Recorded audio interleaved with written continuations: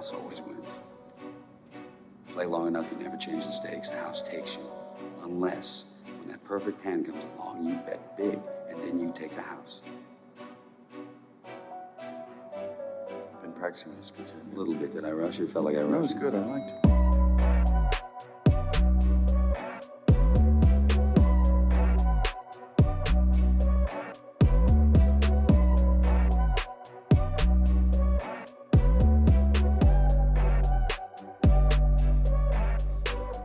What's up, everybody, and welcome back to the Big Easy Bets podcast. I'm your host, Logan, and with me in the studio, Nick Von Brick. What up? With us on the ones and twos, Joseph Ascani. What it do? This is episode 166, College Football Week 7, NFL Week 6. We got a lot to recap, a lot to break down, and a lot of games and a sneaky good slate this week. I like the board a lot.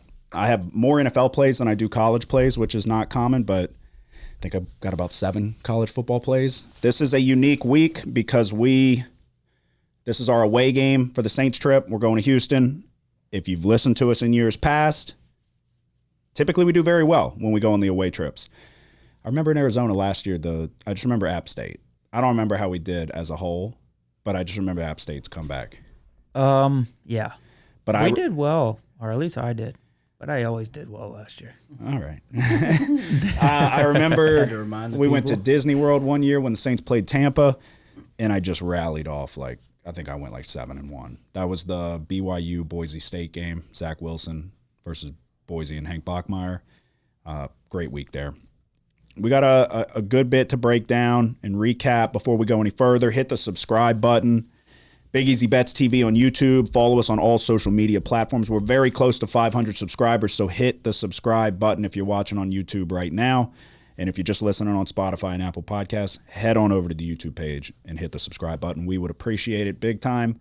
I have something that I have to do that I meant to do before this season started. And we're not in the danger zone by any means. We've just been kind of not having the ball bounce our way. Luck hasn't exactly been on our side. That's what we were talking about the other day. Just in a lot of these close games, the ball hasn't really gone our way. Because I forgot. We talked about it. You saw that I was carrying this around in my wallet. I said I was going to rip it up and break the curse that's been following me once and for all.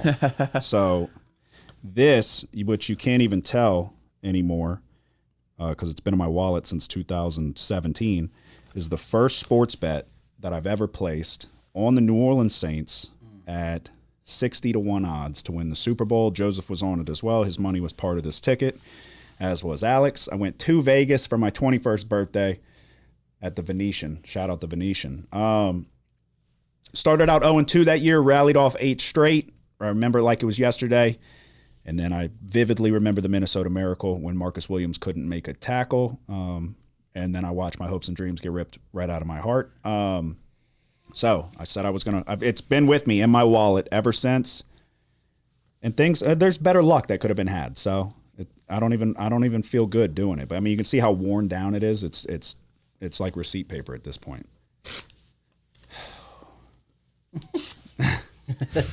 There was a lot that went into this, dude. I walked to every sports book on the Vegas Strip, found the best odds. Yeah, put $330 on it. And then was right there about to have one of the best $15,000 in my pocket, bro. One of the best wins ever. And then it got ripped right out of our hands. So the bad luck is gone. I feel good about this week. I feel even better now. I remembered right before we started this that I needed to do that. So I feel like a weight's lifted off my shoulders, but not really though, because I have a fucking pinched nerve in my shoulder. So and it sucks bad. I've been battling through some neck pain. But I'm ready to get after it this week. Saints dominate the Patriots 34-0. Yeah. Defense is great. The Patriots stink. Yeah. And it feels really good because they had a long run of being the best team of all time. Mm-hmm. So best franchise, best dynasty in all of sports, basically. Well, the chickens have come home to roost. They stink. My question,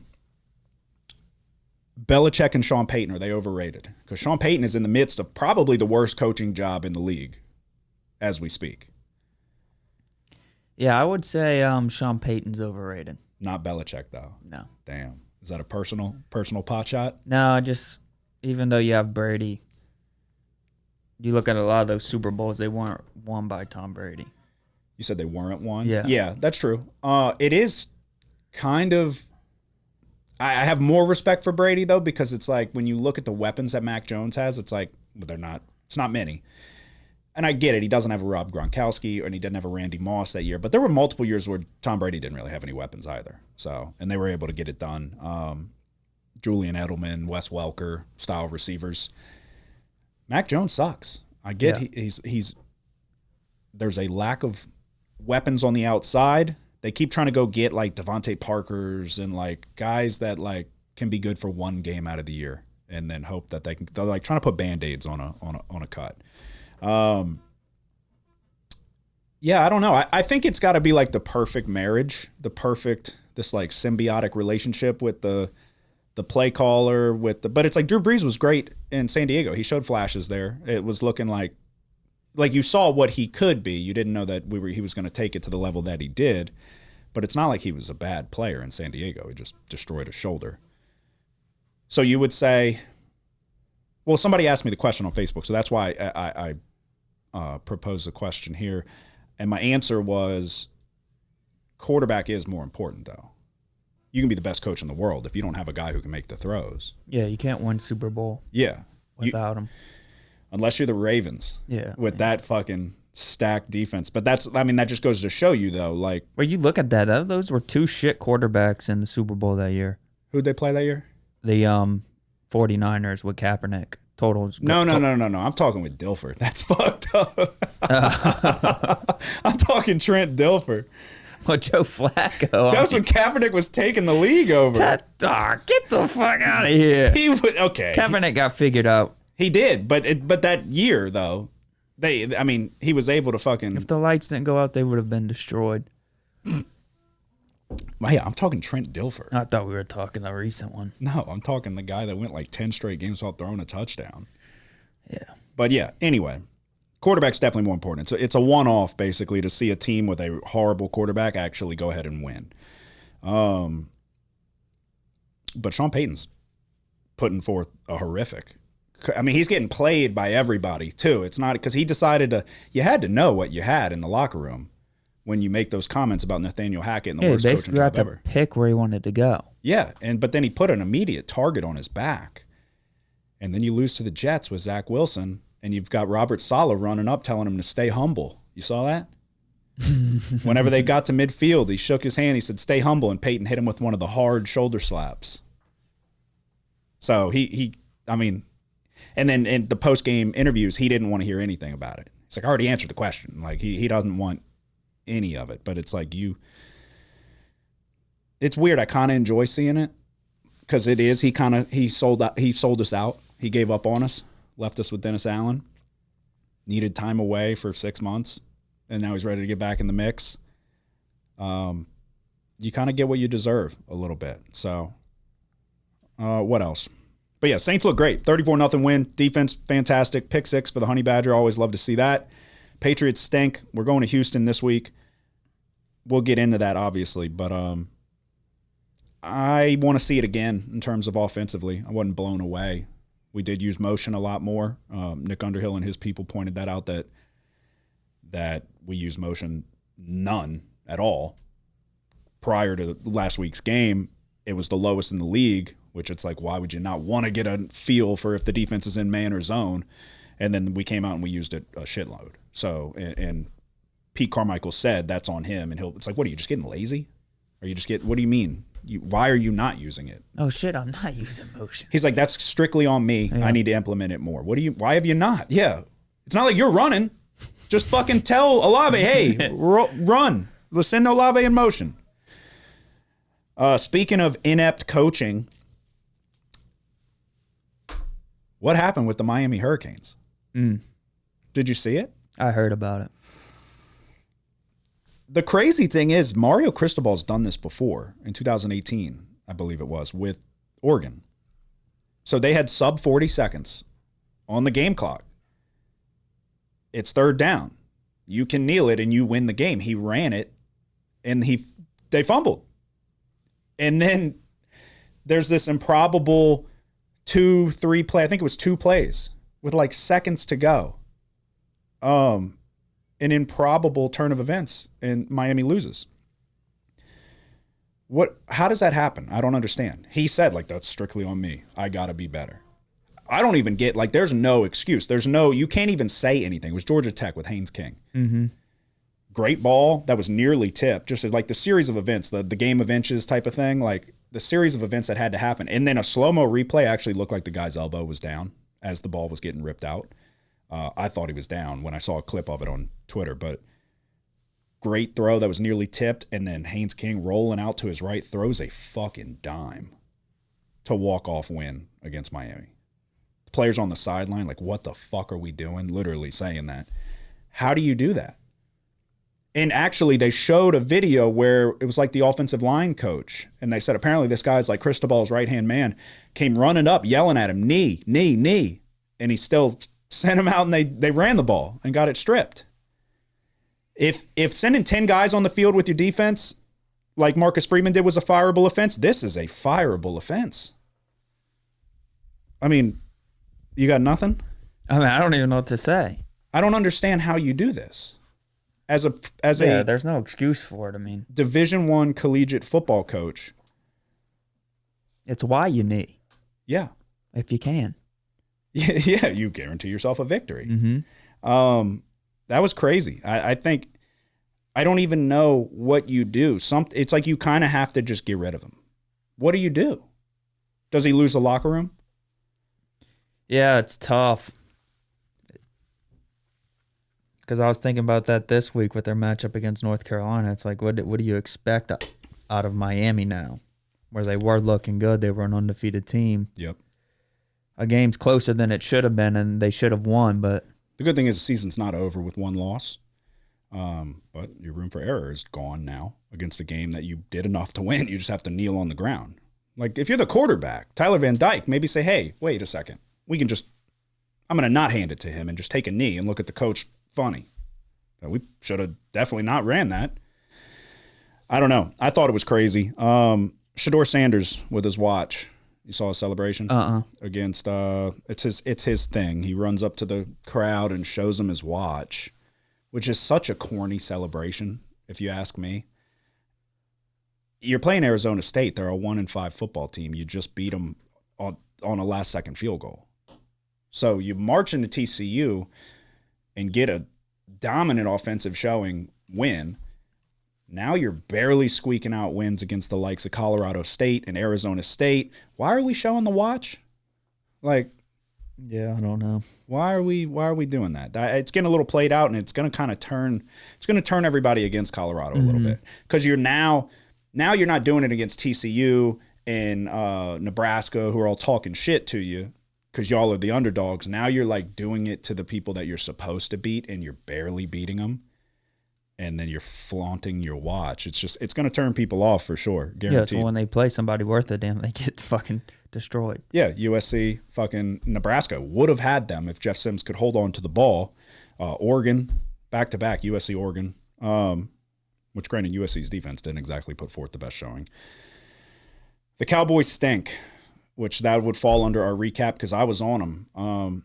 I had said that I felt like the Cowboys possibly could have been the best team in the NFL. Then they proceeded to go out and lose to the Cardinals and get skull-fucked by the 49ers. That was like a demoralizing throw-in-the-towel type of game. Mm-hmm. Dak Prescott, 3 picks. They stink. That was bad. Do you have any thoughts on that? I guess it's a little bit surprising how bad it was. 42-10. Yeah. I was on the Cowboys. But yeah, I've never been a big believer in Dak. But you would think with that defense and Pollard holding it like a loaf of bread, fumbling inside the 10-yard line. Great play by Fred Warner. Were you watching? Yeah, in the beginning. How does that fucking football stay in bounds? Yeah, that was I was like, wild. You've got to be kidding me. Hits off the dude's leg as it's about to go out of bounds and then tight ropes the sideline. And then the fucking gigantic D tackle lands on it perfectly. There's a fucking millimeter before he touches the white. And he recovers. I'm like, you have got to absolutely be shitting me. That was ultra frustrating. I'm going to touch on Notre Dame. I had that written down, but that'll fall within my recap. And then, last thing I have. I already talked to y'all about it, but I'm going to put everybody on some free game. DraftKings promo, dude. I told y'all about it. DraftKings are a bunch of fools. Those slimy rats over at DraftKings are offering you a $5 deposit and you get $200 in bonus bets. So you get 8 $25 free bets. As far as I know, you can't bet them all on one thing, but you don't want to bet them all on one thing. You can thank me later. Go deposit money into DraftKings one time, then never use that trash app again. There's no free ads, but this is free game I'm giving you. I hit last night on, you go take 8 $25 free bets. You bet 8 different first touchdown scores. Jacoby Myers, $300. Thank you. Done. Cash out.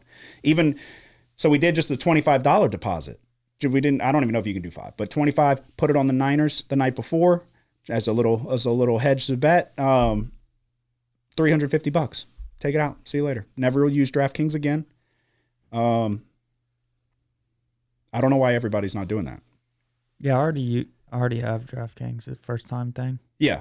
Yeah, I have it already. I didn't have it. The promos they were doing in the beginning were much better. Oh, of course. Yeah. When it first got legal here, they were trying to get everybody to jump on right around the Super Bowl. Like I got the deposit match for $1,500. Mm-hmm. A free bet. Yeah. Yeah, that was the Super Bowl with the Bengals, right? Yeah, I money lined the Bengals with it. Oh, shit. And then we all know. Yeah, should have had it. But yeah, go to DraftKings if you don't have it already. Deposit, then don't use it again because you're going to play right into their hands. Deposit, get the free bets. Thursday night, bet the top 8 first touchdown scores, and then get the fuck out of there. You'll probably hit it unless a third string tight end catches a touchdown. Get out of there. Never use the app. Delete it. Delete your account. Delete it. You finessed DraftKings. It works. I just did it last night. $350. See you later. I'm out. Needed it too after the fucking Cowboys game. It works for them too. Why?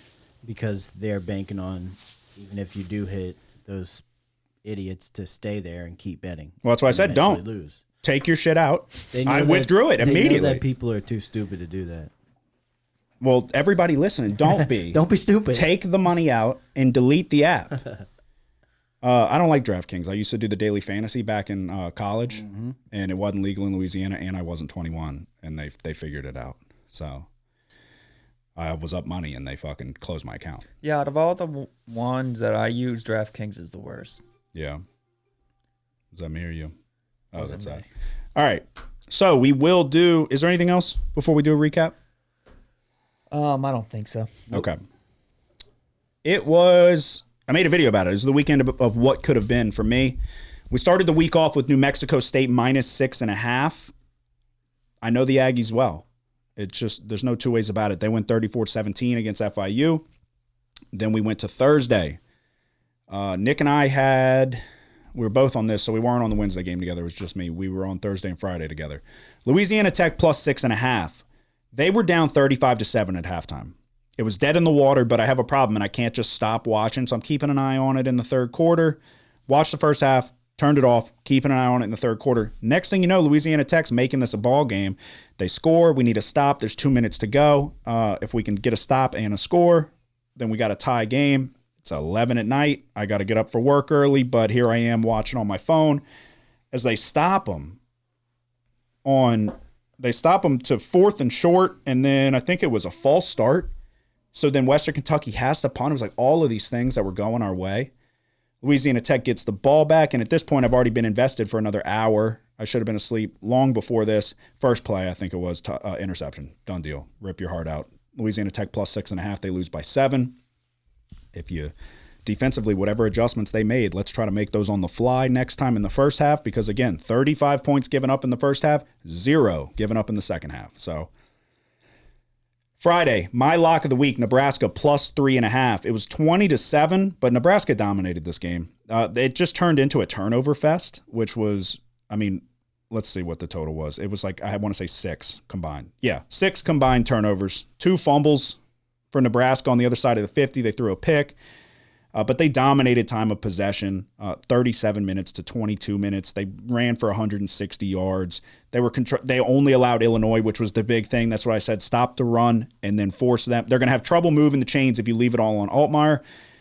Illinois only had 21 rushing yards. So pretty much exactly how I saw it going. I kind of wanted Nebraska, obviously, to get in the end zone a little bit more, but plus 3.5 points. They went outright 20-7. That's an easy lock of the week. Fast forward to Saturday, Red River Shootout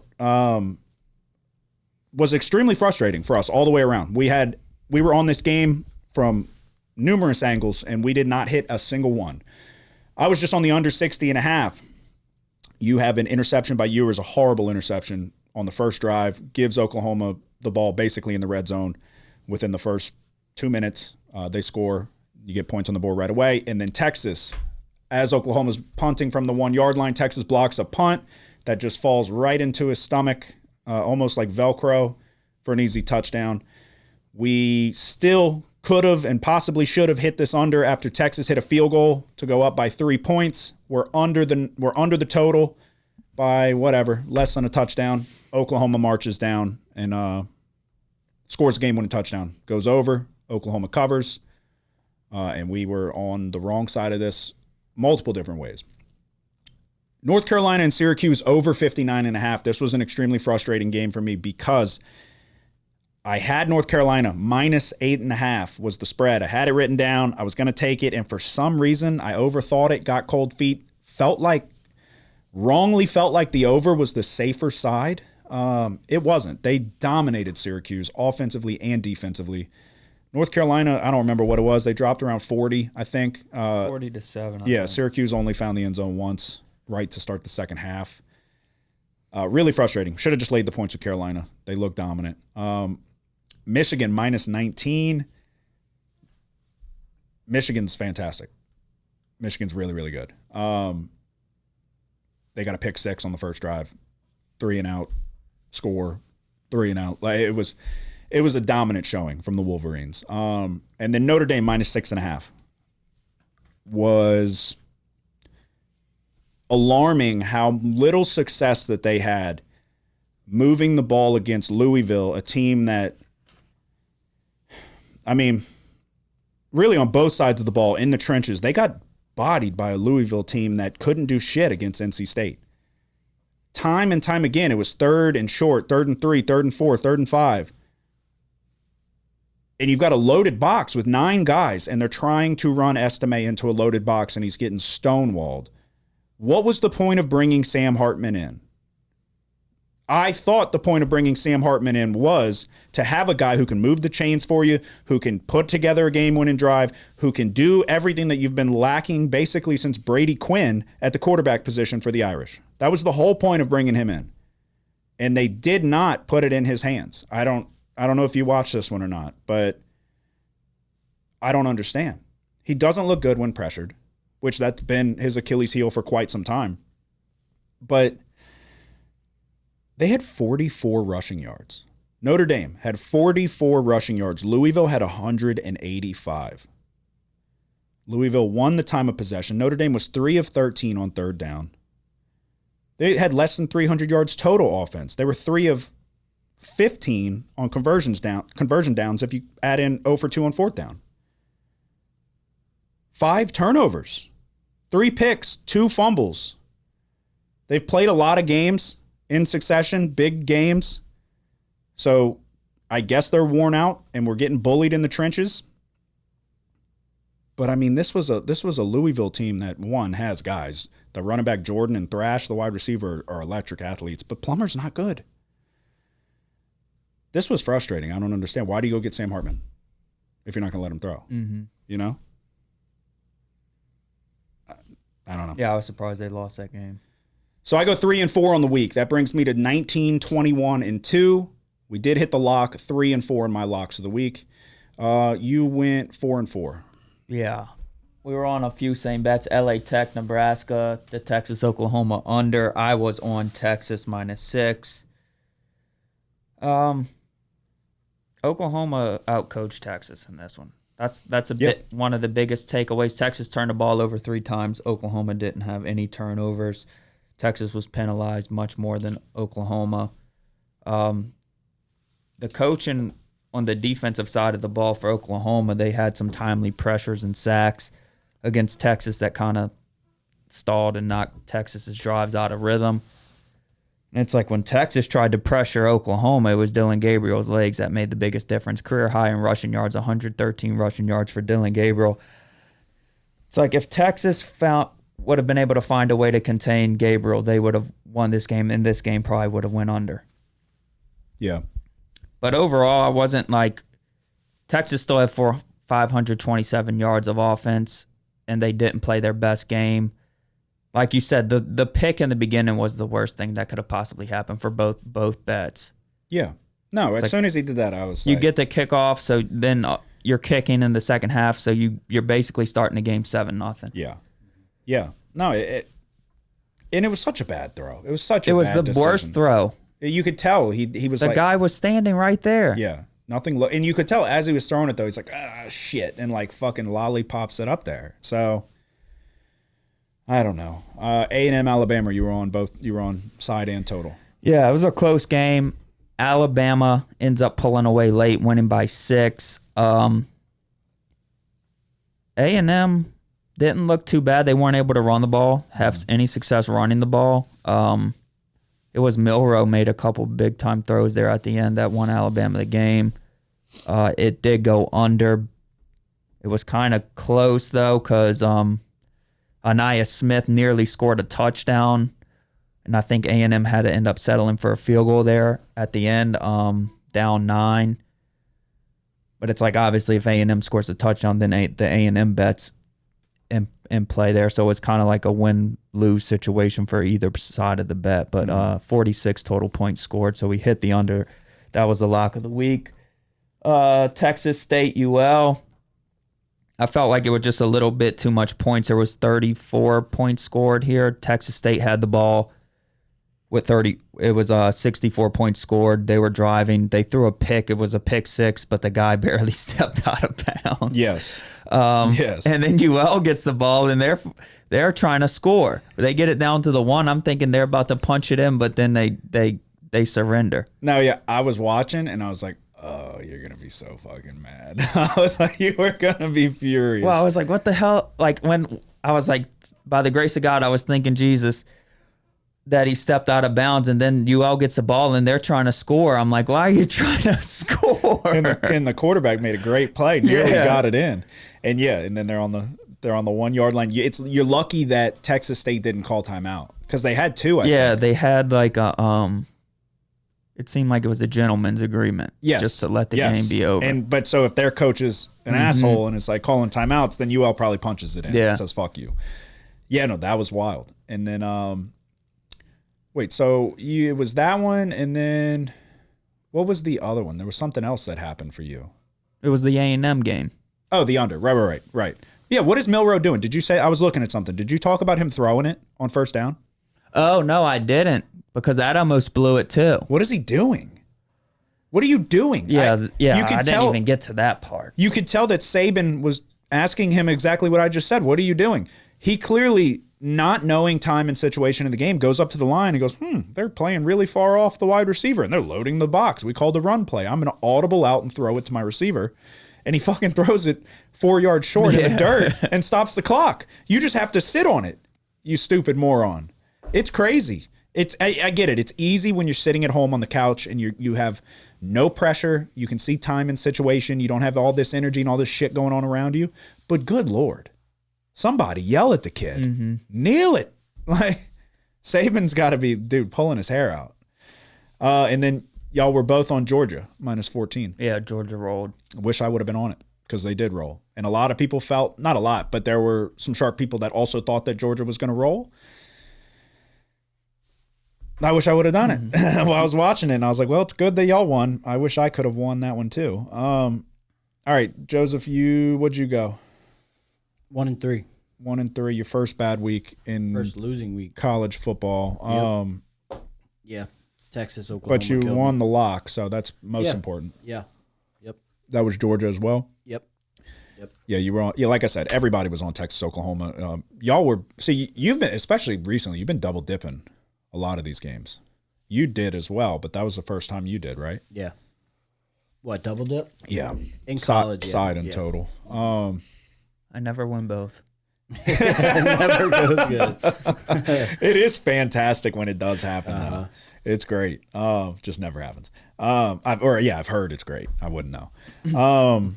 All right. So what was the other one? What was the other one? Oh, the Arkansas Ole Miss over. Okay. Yeah. That one kind of sucked because looking at it prior to giving out the pick, I was like, okay, Ole Miss or LSU over.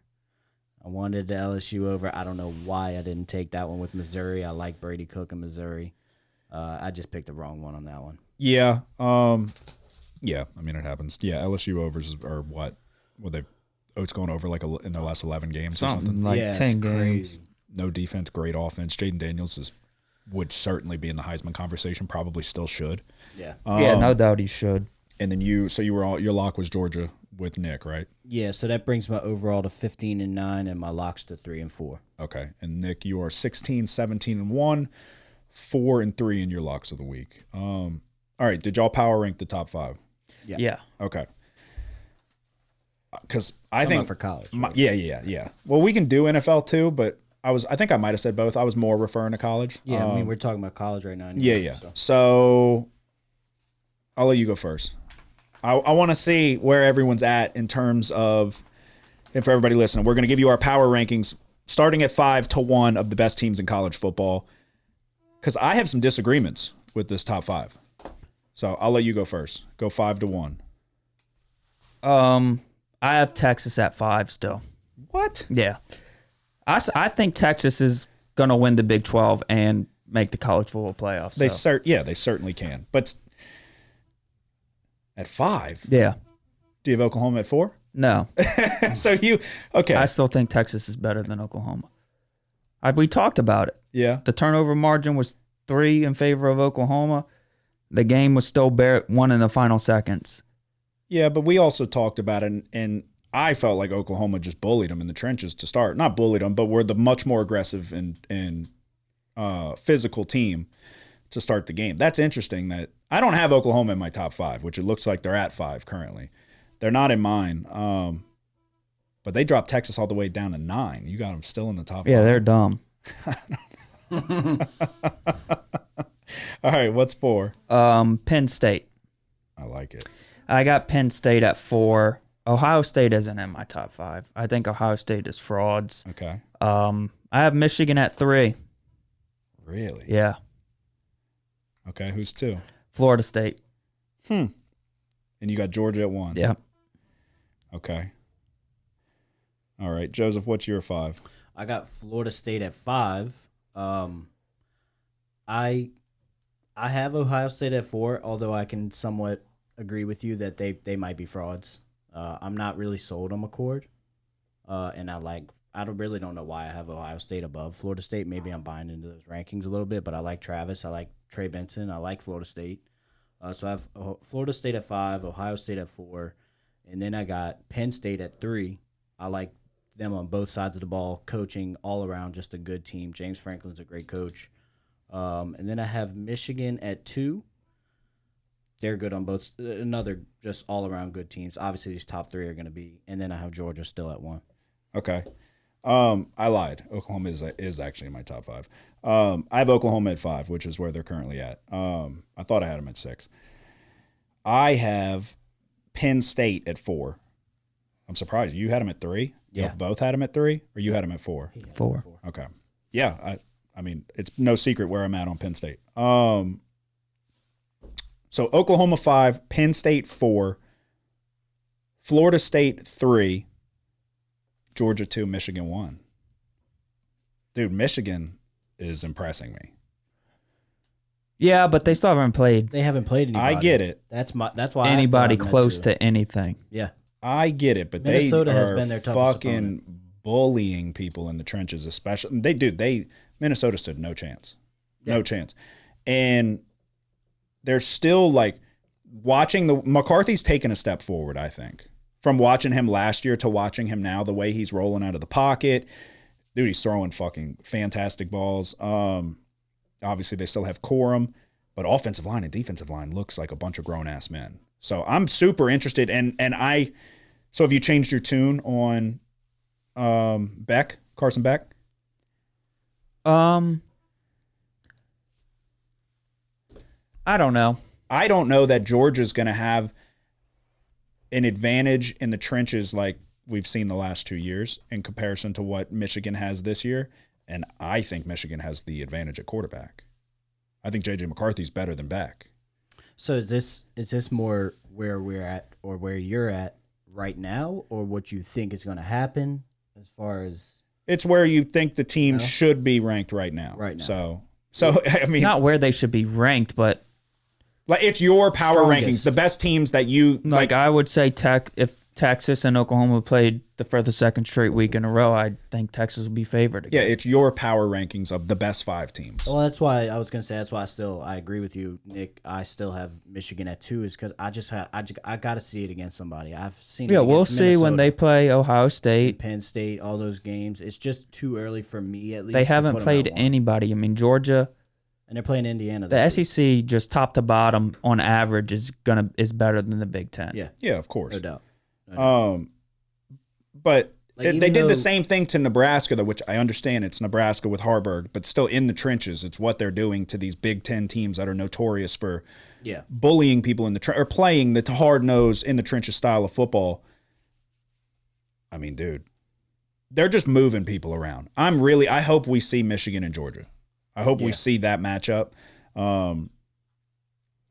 But yeah, no, obviously the level of competition has not been that of Georgia because they're in the SEC, but who's the toughest team? They had to go on the road to Auburn, which obviously we know about that. In Kentucky. Kentucky. Yeah, and then a dominant win. That was the first. Like they put it all together, a complete game. But against it's like Kentucky. the only thing that gave them trouble was the quarterback running for Auburn, which no one thought Peyton Thorne could run like that. No. And then they bring in Ashford. Obviously, Ashford's known for running, but Dude, that was a little bit of a surprise. I feel like. Like right now, what would you? But then what did Georgia last week? neutral Kentucky. site, I would make. I was gonna say neutral site. I would make Michigan a 2.5 point favorite. okay. What would That's you? I was gonna ask. So you have Michigan. You do the winning flip? that game. Yeah, I'd have them favored by 2.5. Yeah, I have Georgia at least by a field goal. Yeah. I don't know. I just feel like They held Kentucky 55 rushing yards, a team that rushed Yeah, it for that's well what we over talked about. 300. That's A exactly what we talked the about. yes, week but prior. we talked about that Yeah. as well, and we didn't think that they were going to do the same as what they did against Florida. No, but that wasn't expected to happen against Florida. That was one of Florida's strengths. definitely not. Yeah. Yeah. Yeah. But it was also what did Davis do? I mean, obviously not much if the entire team got 55, but it was a heroic effort against Ray Davis, I think he had 40. 59 yards. Davis did himself.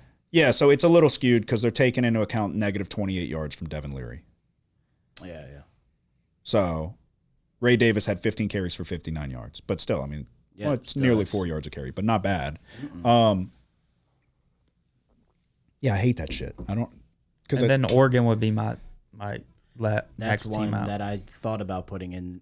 Above I think Ohio the State. final is going to probably be Georgia, Florida State, Michigan, and Oregon. okay, The final four. Where do Ohio State, Michigan play this week? I mean, this year they play at Michigan. What are you tentatively making that line today?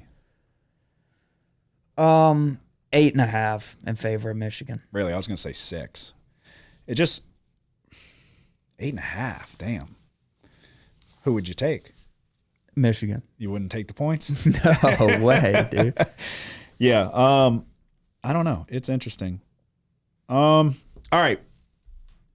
Let's get into this slate of games. Like I said, I feel pretty good. I felt good last week though. But I mean, realistically, if Louisiana Tech, we lost by a half point. Oklahoma, Texas, if Texas comes up with a stop there at the end, or we don't have that block punt, that under hits. And then UNC Syracuse, if I would have just done what I wanted to do, but ifs and buts. Realistically, though, in those close games, like we talked about, we've yet to have the ball bounce our way. Ball bounces my way in that one, I'm looking at a 5-2 week. Completely different. Yeah, and then we didn't even mention them Texas running it on 3rd and 9 and settling for a 40 whatever yard, nearly 50-yard field goal. Yeah. It's like if Texas is more aggressive, they continue to run clock, and Texas is in position to kick a game-winning field goal with little or no time left, not a minute. Before the final and then the field under hits. Obviously, Texas -6 wouldn't have hit, but that was the dumbest shit ever. Yeah, it was. before the final field goal, you're saying? It was like, yeah. Yeah. It was 3rd and 9, and they ran it. I was like, are they going to try to go for it here? Yeah. All right, so we look ahead. Really, we look ahead to tomorrow. There is Wednesday football, Thursday football, Friday, all the way There's games tonight. through Saturday. There's games currently going on, which we didn't have any action on. Thought about it, but if we did, we would put out a video on the YouTube page. All right, does anybody have a play for Wednesday? No? I don't have any plays until Saturday. Really? Jesus Christ. I'm not letting you get me with Thursday football again. But Thursday's for the NFL. I do have a Wednesday play, though, one that I feel good about, and we're going back to the New Mexico State Aggies. But we're not taking the Aggies. I'm taking Sam Houston State +4. I actually got it +4.5, but there were no 4.5s available. There is a 4 available. So I know New Mexico State well. Took them last week. They got the job done. Sam Houston State stinks. Bottom of the barrel in nearly every offensive category. 0-5 on the season. But we're going to back the state of Sam Houston. I think they might even get their first win this year. New Mexico State covered against FIU. But FIU had success moving the ball. Over 400 yards of offense. If not for a tip ball interception inside the 5-yard line, this game would look a whole lot different. Sam Houston State is 0-5, but they've had a tough schedule at BYU. They played Air Force. They were at Houston. They played a quality Jacksonville State team, at least in Conference USA. And then they were on the road against Liberty. An overtime loss to Jacksonville State and 21-16 loss to Liberty. Keegan Shoemaker's bad, but he's played better as of late. Load the box, force Pavia to beat you with his arm. Sam Houston State might come away with their first win, but we're going to take them +4 on the road. The defense is not bad. The offense has been figuring out how to move the ball a little bit. New Mexico State was struggling to move the chains against FIU. That's a bad FIU defense, and it's not a great FIU offense, although Jenkins, the quarterback, looked pretty good. They just fell up short when it mattered most in the red zone. I'm taking Sam Houston State. Is it Sam Houston State? It might just be just Sam Houston. State. I don't know. Yeah, SHSU. This says just Sam Houston. Bearcats. I don't know. Regardless, Sam Houston +4 against New Mexico State. I know the Aggies well. I know Jerry Kill well. We're going to get the week started off right. I don't know if I've lost a Wednesday game this year. So There's only been one. I want to know. I want to know. I dominate midweek college football. So you have nothing Thursday, Friday? No. What about you? One Friday. Okay. I have 2 on Friday, actually. I'll let you. No, you go first. Oh, okay. This will be one. This will be an interesting one. Let's just say that. Okay. I'm going to Fresno State at Utah State. Friday, 7 o'clock. I am going to take the over 57.5 here. Okay.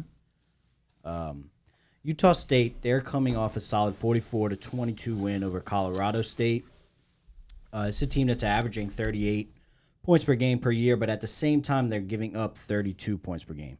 I understand it's a tougher level of competition than they're used to, besides their one game they had against Iowa. But I expect them to be able to put up the points that they've been putting up lately against a somewhat shaky Fresno State defense. They've been playing a little bit better as of late as well. And Fresno State, they're coming off of a tough 24-19 loss, their first one of the season against Wyoming, which they had a chance to go win the game at the end of it. With Logan Fife, their backup, or however you say that. I think it's Fife. Yeah. Fife. Yep. Keen, he got his ankle rolled on during a sack. He tried to push through it. He wanted to play, which somewhat says he might play this week, but that's still up in the air. But even without him, I personally liked what I saw out of Fife. I know he threw an interception on that touchdown drive to win the game, but that was a tip ball to an open receiver. Either one that's in there, I expect Tedford to transition easily with Fife in there and Fresno State to do what they do on offense, put up points, and I also see Utah State putting up some points here, so I'm going to take the over, 57.5. I thought I was about to get him like Justin. I thought you didn't know Mikey Keene got hurt. No, I pay attention to that shit. Everything. I do my research. Yeah, it's still up in the air on if Keene goes. They did an X-ray and an MRI. They're apparently doing another X-ray, Tedford said. I'm going to be honest. I was on the over. That was the first bet I had before I took it. I scratched it out. I'm just going to take Utah State +6. Utah State's been putting some drives together as of late. They've scored 78 points in the last 2 games. Fresno defensively, statistically, is great, but they have really yet to play really any semblance of an offense outside of Purdue. Not saying Utah State is a world beater on offense, but I do think that they're going to put some points up on the board. If Keene's out, I like it even more. Logan Fife has been there. He showed the ability to move the chains a little bit, like when Hainer went down last year. But there's a reason he wasn't the starting quarterback after somebody that had already been in the program. Mikey Keene came in as a transfer and won the job. I think Utah State can keep this one close enough to cover. I do agree with Joseph. I'm expecting Utah State to score points here because even with Fife, I do think Tedford can put some points up on the board. So for Utah State to cover, they're going to have to put some points up on the board as well. So 6 feels like too many. I'm taking Utah State, and I am going to hope that Mikey Keene does not play. So Peasley was slinging that fucking thing. Wyoming's quarterback. Yeah. Who used to only be able to run. Yes. He's been slinging it this year. I watched that game. All right. My other one for Friday is actually the game before Tulane and Memphis. Did you look at this one at all? No. Okay. So both of these teams are fresh off a bye week. Memphis hasn't had a road game since September 9th, so they're comfortable at home, chilling, not having to go through the struggles of traveling. And I'm going to back them at home here. This line has grown today. Memphis +5. The UAB Blazers put up 430-plus yards of offense, and if not for a fumble on the 1-yard line, they could have been tied in the fourth quarter with Tulane. I think Memphis is going to have success moving the ball, just like UAB did with Zeno. They're going to finish these drives with touchdowns. This is a pretty even matchup in terms of personnel. Obviously, Pratt is the best player. But I think this Tulane defense, UAB showed with some tempo and quick passes that you can move the ball on this team. I think we're going to see Hennigan have success through the air. The place is going to be going crazy. You're going to give me 5 points with Memphis in the biggest game of their season. I'll take Memphis at home on a Friday night, +5. All right, we look ahead to Saturday. I'll let you go first. It's the biggest game. Oregon taking on Washington. Washington's 3-point favorites. The over-under is 67. It's the number 1 offense. Washington versus the number 4 offense in Oregon. It's crazy to think that these quarterbacks are in the Heisman conversation because it seems like just a couple seasons ago they were Auburn and Indiana. Pieces of shit. Both teams are untested so far this season, and both are coming off a bye. Last year, Washington won this game with a late field goal, 37-34 in Eugene. Oregon had 592 total yards of offense, 312 came on the ground, but it wasn't enough to stop Washington from winning. Michael Penix had 408 passing yards. Oregon is averaging over a yard per play better this year than Washington on defense. Washington's averaging 5 yards per play, and Oregon's averaging 3.9. Washington is averaging over a yard per play better than Oregon on offense. They lead the nation, averaging 8.7 yards per play. Oregon is averaging 7.5. Like I said before, both of these teams are untested. I see this game going a little bit different than last year. I don't think it's going to be as high scoring, although I'm not on the under here. I just think Oregon's defense steps up big here and slows down Penix and the high-powered Washington offense. I'm going to take points, and I'm going to take Oregon +3 on the road. I am as well. Pretty much for everything that you touched on. I'll just go through everything that I wrote. Undoubtedly the biggest matchup of the weekend, like you said. You've got over 1,100 combined offensive yards marching in, but if we're being honest, neither team has really played top talent yet. Oregon's toughest game was on the road against Texas Tech, a game that was 31-30 with 30 seconds to go. So that does worry me. They get the pick 6, make the score look a little different. If you said otherwise, I was looking at something, so you could have. Washington's toughest game from what I saw, was on the road against Michigan State after Mel Tucker got fired. When you look into it, the things that worry me, the reason why I'm on Oregon, Washington's one of the more penalized teams in the nation, 113th. And then when you look at, obviously this is going to be two high-powered offenses. Oregon's more balanced. They can lean on the run more. Washington exclusively throws it, and they can't stop you from throwing on them. Oregon's number 8th in the nation in sacks, whereas Washington's they're 122nd in sacks. They've only gotten to the quarterback 6 times. We could see some of these drives get halted by Oregon getting into the backfield, putting Penix behind the chains. Washington has the 91st ranked passing defense, which is obviously not good. You're going to give me a full 3 points. I understand Washington's at home, so neutral site, you'd be looking at a pick 'em basically. I like Dan Lanning's ability to scheme up a defense that can hopefully maintain this Washington offense. But I'd be surprised if Washington's able to bottle up Oregon's offense, so I'm going to take Oregon +3. Yeah, I just, to put it plainly, I don't think Penix is deserving of being where he's at as far as like the odds are concerned in Heisman betting. Yeah. He's right there behind Caleb Williams. His numbers are pretty good. Yeah, they're good, but you don't win the Heisman in September. Of course not. Yeah, but they are same conference, so we're going to see them all play each other, which we're getting and then he'll fall down. Matchup. He'll fall down back to 20 and 30 to 1. Yeah.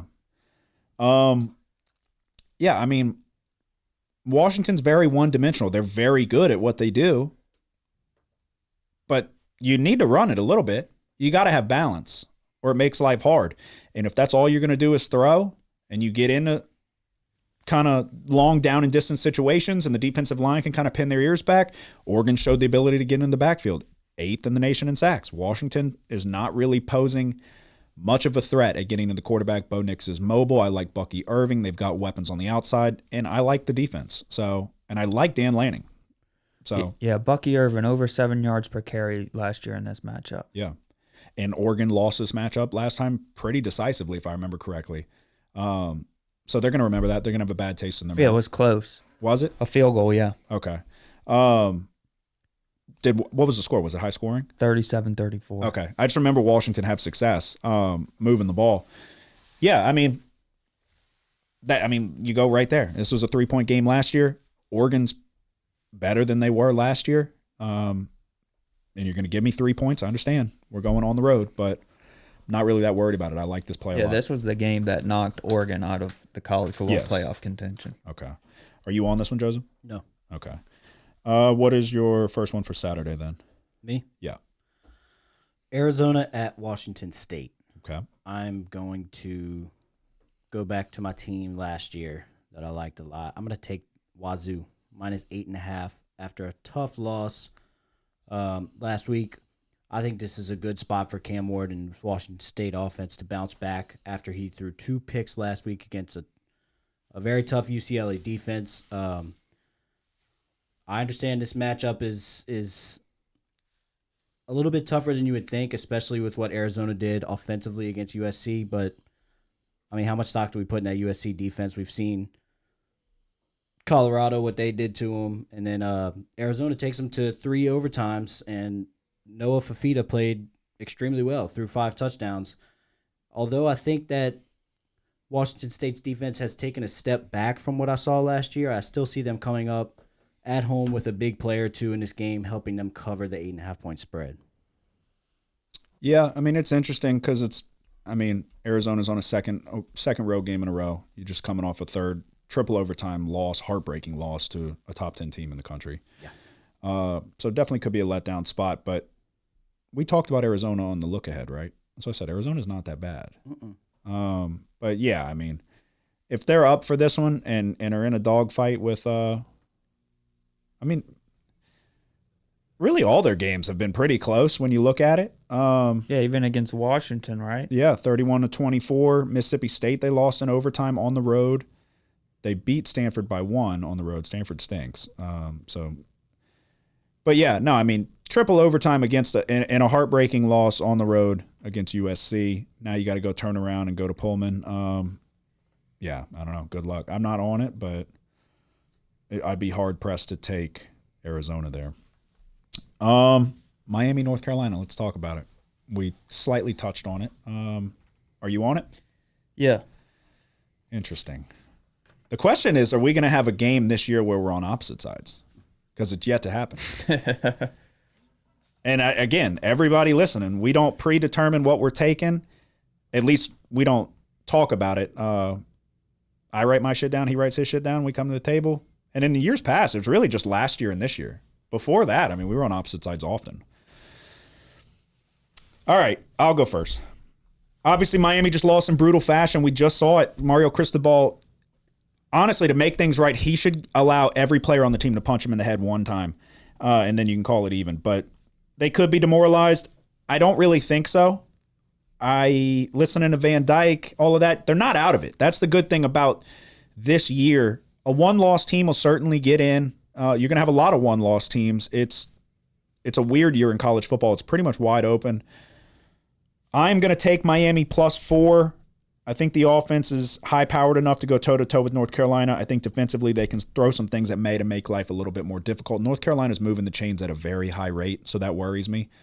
But what Miami was able to do against Texas A&M was impressive. And I'm not there yet on North Carolina to shy away from taking 4 points with Miami. If at the very least you rally the troops and you do it just to kind of say, fuck Cristobal, we don't need him. Yeah. You're taking North Carolina, aren't you? No. Well, you say it. The thing that scared me from taking Miami is what happened last week, I guess. If they would have done what they were supposed to do, won that game, this would be an easy That's what's crazy, position too. to take Miami. That's what's crazy, though. One play completely changes the outlook. So, yeah, I don't know. So what? Go ahead. You have two offenses that averaging over 500 yards per game. North Carolina's defense has improved this year. Miami's offensive attack is more balanced than they were last year. They have some good young running backs. Van Dyke has improved for Miami. I think Miami puts up a fight here, but I also think there's no stopping Drake May. He threw 2 picks in last year's game, a game that they ended up winning by 3 points, 27-24. But I'm going to go ahead and shoot at the over here, over 57 points. Okay. Yeah, no, he's good, dude. I watched him firsthand dice up Syracuse, a team that was getting in the backfield at a pretty high rate. Didn't have much success against North Carolina. He is certainly good. He's mobile, too. He will take some shots, though. Needs to probably start sliding a little bit more. All right, I have one more and then my lock. How many do you? I just have my lock. What about you? As do I. All right, I'll do my one more. Iowa, Wisconsin. This has potential to be one of the most unwatchable games of the weekend, but I actually do think Wisconsin's going to be able to put some points on the board. Against a solid Rutgers defense, we saw Wisconsin flirt with nearly 400 yards of offense. They ran for over 200 yards. They moved the chains better than 50%. If not for 2 fumbles, one inside of Rutgers' 10-yard line when they were going in a score, and the other inside their own 20, resulting in an easy Rutgers score. This score is not – it's completely different, and it looks more dominant for Wisconsin. McNamara's hurt. I was going with Deacon Hill. He stinks. Their quarterbacks always stink. It's Iowa. The offense is bad. They played Purdue, whose defense is horrible. We saw that firsthand. He had a quarterback rating of 2. He completed 6 passes, and none of them went to a wide receiver. 5 went to the tight end, Eric All, 1 to the running back. I'm going to lay 9.5 with Wisconsin. Mordecai's not bad. It's not spectacular, but he's not bad. They can run the ball. I don't see a path to Iowa finding the end zone because they have no quarterback play. Purdue has no rushing defense, so they could hand the ball off with ease. You're not going to be able to do that against Wisconsin. You're going to have to put the ball in the air to put some points on the board. They're not going to be able to do that. I'm taking Wisconsin minus 9.5. And all I have left is my lock. Did you look at this one at all? I kind of looked at it. It's a low total for nearly a double-digit spread. Yeah. So 36.5 is the total. If Iowa gets in the end zone once, I'm probably fucked. Yeah. I don't see it, though. It's going to have to be some bullshit. So, all right. Let's see. All right. Time for our best bets of the week. It's a lot, Kramer. You've had this thing under control for almost 3 years now. But it's a lot. They need that fucking juice. They need that next bet. They need. Come on. Yes! When they win, they go fucking crazy. You're a bad motherfucker. Go in that shower, grab your fucking nuts, and tell the world somebody's sniffing my fucking nutsack today. 'Cause I ain't got time to fuck around no more. All right, we had a clean sweep on our locks of the week last week. We're going to try to do the same thing again. For my lock in college football, I'm going to Cincinnati versus Iowa State. I'll get right to it. I'm taking Cincinnati -5. This is a Bearcats team that can move the ball. The issue is scoring it and protecting it. We saw them against BYU put up nearly 500 yards of offense, nearly 250 rushing yards. They were 9 of 18 on third down. I'm betting on Cincinnati to start cashing in some of these drives for touchdowns instead of field goals. Iowa State offensively is not good. 124th in the nation on third down, 31%. Cincinnati's 34th. They're moving the chains at a 45% rate.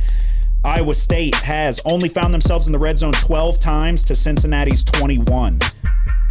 Look, they're getting in the position to score. The scoreboard's just not representing it with the yards and the success they're having offensively. I think it changes this week. This Iowa State team's not good offensively. Their defense is okay. They have a decent red zone defense. I still think Cincinnati's going to put points up on the board in bunches. Give me Cincinnati -5 as my lock of the week. I almost took that.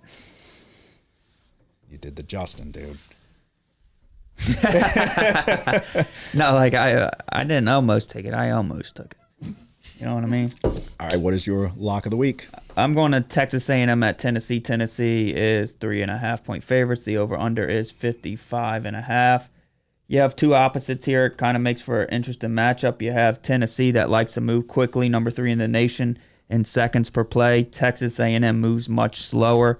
They rank number 70 in seconds per play. Even though Texas A&M struggled running last week, I think that they can find success against Tennessee, who let Florida run it for 43 times and let Florida average 4.3 yards per rush. I think A&M controls the pace here. I don't believe Joe Milton can take advantage of the Texas A&M defense. Tennessee is only having success on 29% of passing downs, and Texas A&M's defense is only allowing a 20% success rate on passing down. So I'm going to go ahead and take the Aggies again. Texas A&M +3.5 is my lock of the week. All right, I have a confession. I have that bet placed right now. I had it right there. I scratched it out. I don't know why, because I'm fucking second guessing things. But that bet is in. I have it placed. I feel like you got to take it then. All right, then yeah, I'm on Texas A&M +3.5 as well. All right, I'll take Cincinnati -. There you go. I mean, this is just how things happen. This happens organically. This is going to be a good week. Joseph, what is your lock of the week? I'm going a different game here. I'm going to the UCLA at Oregon State Saturday night, 7 o'clock. I'm going to the under 54.5. You got two top 15 rush defenses here. I think this game can be somewhat similar. You know, the end result might not be the same, but I think it could be similar to that Oregon State Utah game you and I were on a couple weeks ago, in which we both were on the under, and it hit pretty handedly. It was 21-7, I think. It was a much lower total in that game. I understand that, but I think the same concept applies here. You got UCLA, second best in the country stopping the run, giving up only 1.89 yards per rush. I think that bodes well to slow down Oregon State and Damian Martinez in this rushing attack. They're Oregon State coming off a 52-point performance against Cal. So they're obviously capable of putting up a lot of points, but I think this is a much, much better defense here in UCLA. So I'm going to go ahead and take the under 54.5. I like it. You might have some rain in the forecast as well. Beautiful. I forgot to give a bet. Oh, God. I don't know what that means. I don't know what that means either. I don't know if that's I don't ever know happened. if I should give it now or no. Well, now you kind of have to, I guess. Go ahead. I missed it. Kansas State at Texas Tech. Texas Tech 1 or 1.5 point favorites. Will Howard couldn't have played worse last week against Oklahoma State. He was 15 for 34, 154 yards, 1 touchdown, and 3 interceptions. I think Lubbock is a hard place to bounce back. to have your bounce back performance. Bryn Morgan, is that how you say it? Isn't playing bad, and Tyler Shuck's absent, and the running game is helping them. I'm gonna go ahead and just take Texas Tech -1. Okay. Yeah, I like Texas Tech's defense. And yeah, I agree. That is a tough spot to bounce back. 6 o'clock, night game. They're going to be going crazy. The defense is good. All right. Let's recap because I always forget to do the recap. All righty. Let's see. Wednesday, I am taking Sam Houston State, maybe. I don't know. I think it's just Sam Houston. I thought it was Sam Houston State. Pretty sure it's State. On here, it just says Sam Houston. Look it up. And Sam Houston is definitely not a state. No. Sam Houston State +4, Utah State +6, Memphis +5, Oregon +3, which is going to be an incredible game. Miami +4. Do it for Mario. A&M +3.5. Wisconsin -9.5, and my lock of the week is the Cincinnati Bearcats -5.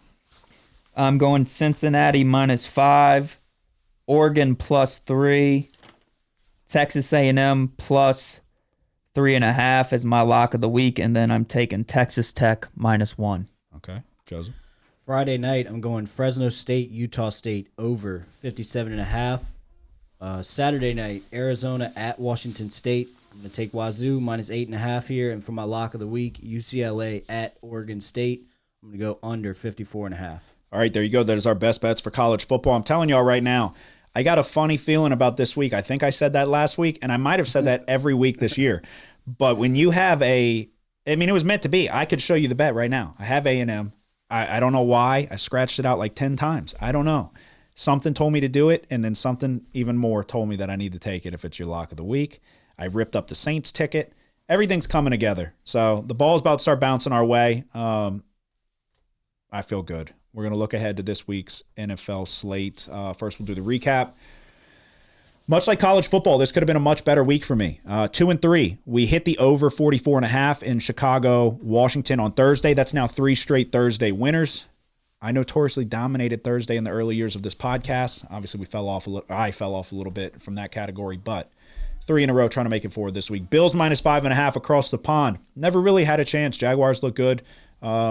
We talked about it for quite a while, how much jet lag would the Bills experience compared to how much of an advantage is Jacksonville going to have already being over there for 2 weeks. So it was a weird game. Bills had their opportunities. Just credit to Jacksonville, I guess. Cowboys +4 on Sunday night. I don't really have much to say other than the Cowboys are frauds. So the Cowboys are frauds. They are what they are every single year. They have all the pieces you think on paper, and then I understand Diggs got hurt and blah, blah, blah. The Cowboys stink. The Cowboys always are going to stink. It's just what it's meant to be. Domination from the 49ers. It was a bad pick. My lock of the week were the Colts in a pick 'em. Anthony Richardson looks great, goes down, gets hurt, out of the game, in comes Gardner Minshew to get the job done. They pay Jonathan Taylor all that money, but it's Zach Moss putting us on his back and carrying us to the promised land. And then the Vikings +5.5. I saved this one for last as opposed to my lock of the week because the fucking NFL, the NFL wants the Chiefs to win. There's no two ways about it. We were watching this one, and then we watched the first half, and then you had to go. I watched the second half back at the house. You cannot convince me that the NFL doesn't want the Chiefs to win. It doesn't mean, I've always said from day one, I've said you cannot rig a game, but you can influence a game, definitely. The play when Travis Kelce, who got hurt and then came back, they throw it up to him to the right sideline, and he catches it, but he gets hit, and it does move. Tony Romo can suck my dick. The laces move, and then when he hits the ground, the laces completely almost rotate. The ball moves, and the DB simultaneously takes it from him, rips it out of his hands. Tony Romo and Jim Nantz were so quick to be like, oh, he's down. He caught that for so long. They literally said it like exactly like that. He secured that catch for far too long. They go and review it. They call it a completed catch. I don't understand how, if it's not a pick, how it's still a completed catch. You have to control it through the ground. He didn't. You will have to look at a replay. That was one thing. Should have been an interception for the Vikings. Then you have a phantom PI call on Harrison Smith that would have gave the Vikings the ball back inside the number, but results in a Chiefs touchdown. Then you have, to end the game, which it would have been kind of ticky-tack, but he was grabbing him, a pass interference on Jordan Addison, on the DB guard and Jordan Addison. They throw the flag on L'Jarius Sneed, and then they talk about it, and they pick up the flag. And then Sneed takes his helmet off, which they got DJ Moore for at the end. Remember when he caught the deep ball touchdown against Carolina or against Atlanta? Missed the PAT. Yeah, and they end up missing. They penalized him 15 yards. So my point being, for all these Chiefs fans, I understand it was not going to give, if they throw the flag on him taking his helmet off, it's not going to give the ball to the Vikings, but it is going to be 15 yards for the next drive for the Chiefs. It was 4th down. I think so, yeah. Okay. But that's not my point. My point is, he takes his helmet off and the referee tells him, put your helmet back on. You don't get to fucking tell him, put your helmet back on. It's a flag. So my argument is not, the fucking Vikings should have had the ball. My argument is that it is clearly a penalty that the referee knew and acknowledged and told him, gave him the option, basically gave him a free pass, put your helmet back on or we're going to have to throw it. And we know fucking Taylor Swift's here, so we can't throw it on you because the league doesn't want us to. The NFL wants the Chiefs to win, clearly. Mahomes is the poster child. Travis Kelce's now magically on 17 different commercials. They're blasting him and Taylor Swift all over. You can't tell me that that's not... It's a flag. They flagged DJ Moore. It cost him that game. It cost him probably the best play of his career because they didn't win off of it. Yeah. It's not... And he wasn't even in the field of play, and they still threw it. They technically shouldn't have thrown it. He caught the touchdown and was out of the field of play, if we're going back to DJ Moore. L'Jarius Sneed's right there, takes his helmet off in the field of play, looking right at the ref, and he says, put your helmet back on. You don't get to tell him that. Unless you fucking don't want to penalize him.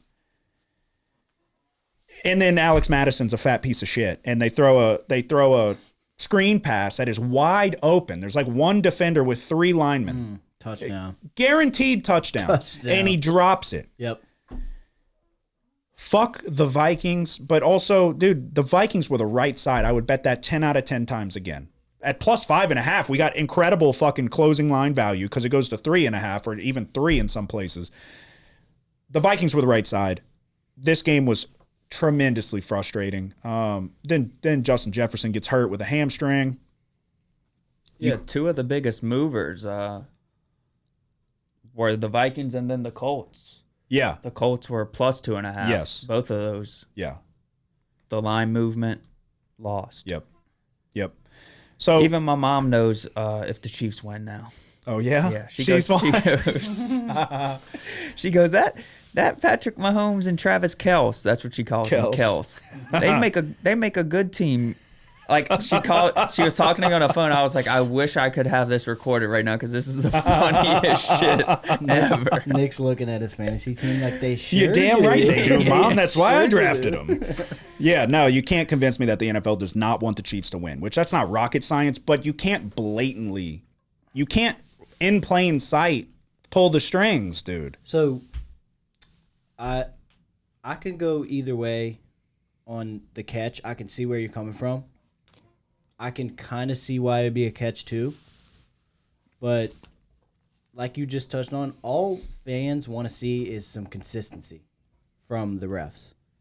And I'm not even on that game, and I'm thinking to myself, and I know it wouldn't have affected maybe the outcome or not, the taking the helmet off, but I'm thinking to myself, what bullshit is this? The dude clearly...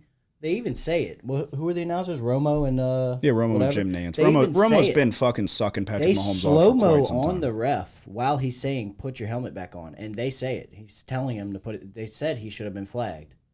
I know it doesn't affect because it's still the game would have went the way it went even with that But flag. that wasn't the final drive, though. It does affect. The kickoff. No, if it was 4th down. No, because that they was still had the pass interference, right? No, well, they huddle up and they say, never mind, no pass interference. And then, so regardless, if it was 4th down, I don't remember the exact down. It could have been 3rd. If it was Irv Smith fucking fumbles on the first drive, literally the first play, actually. Josh Oliver. Yeah, whatever. Same fucking piece of shit. Yeah. And he missed a catch that could have been a touchdown as well down the sideline.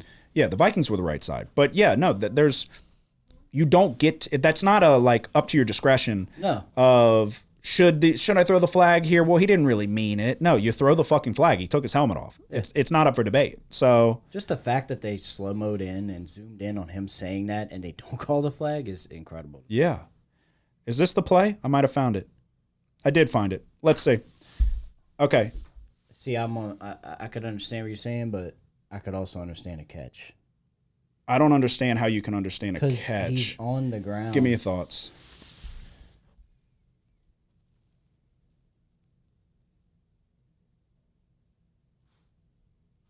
I'll rewind it for you. For everybody listening and not watching, I'm showing Nick Travis Kelce's. Look, at maybe I would need the rule. Look at how quick that is. And when you show the replay, the ball is moving. You have to control it. They reviewed this play? Yes. Oh, yeah. But you have to control the ball through the ground, correct? Yeah. So you have to control the ball through the ground, which if it's not, I don't understand. Because when they show it, the ball is moving. And do you see how quick it transfers from his hands to the DB's hands? As they're hitting the ground, it goes into his hands. I'll show. Yeah, no, I know what you're saying. It is kind of like a tricky to call. Well, I would have to see it in slow motion too. You need to see it in slow motion. I just don't understand. Because like if he was touched with possession, then he's down. You know what I'm saying? One more time. If this was But the ball is moving. So if the ball comes out, is it incomplete? If it hits the ground, is it incomplete? Yes. If that ball is rolling on the ground, they're calling that incomplete. He didn't control it through the ground. Yeah. You get what I'm saying? So. Except it fucking went into his hands. As soon as I saw it, I'm like, that's a pick. That's fucking huge because they're down 3 points. And later they go on to score on that drive.